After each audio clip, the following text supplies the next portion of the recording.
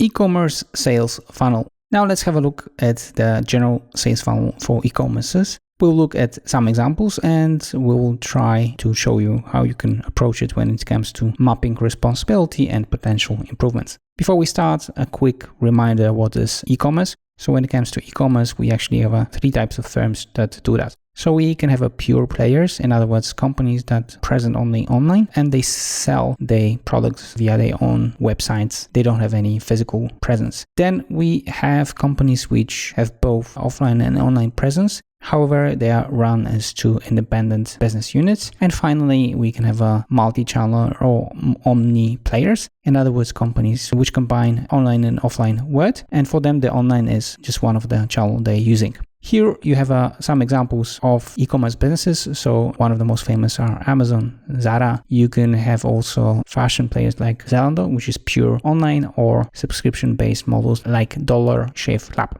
Let's move to the general sales funnel for e-commerces.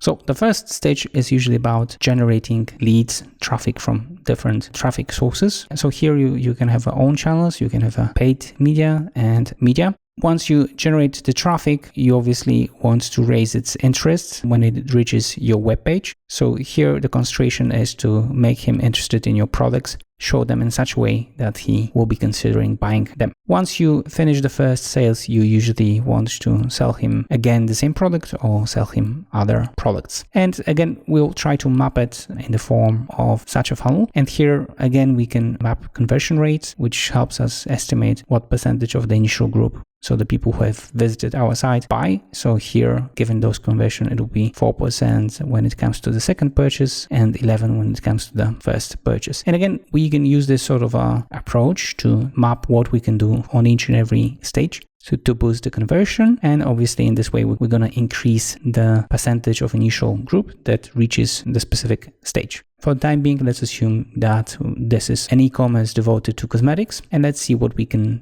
do when it comes to potential improvements.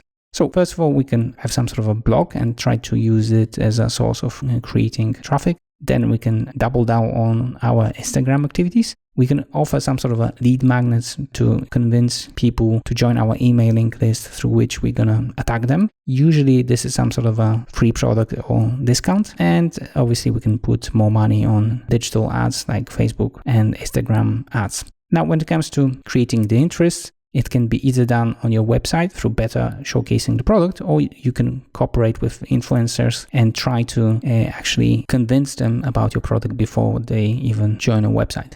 When it comes to converting the customer and convincing him to buy, first of all, you can simplify the purchase process or add the free shipping option. And finally, when it comes to persuading him to buy again, you can work on loyalty programs or send special discounts for a specific category, for specific product that the customer hasn't bought so far. And again, we can use the sales funnel to map responsibility. So here, as you can see, everything would be devoted to the growth team. Obviously, who is here will depend greatly on what is the organizational chart in the company and obviously what is the division of the responsibilities. Now let's have a look at alternative ways to approach this sales funnel in e-commerce. So we can have potential customers as the first stage, visitors who join our webpage as the second stage. Third stage would be visitors who have started the transaction, and then visitors who have finished the transaction as the last one. There will be actually a huge drop when it comes to moving from the starting transaction stage to finishing the transaction stage. So this approach in a lot of e-commerces makes sense.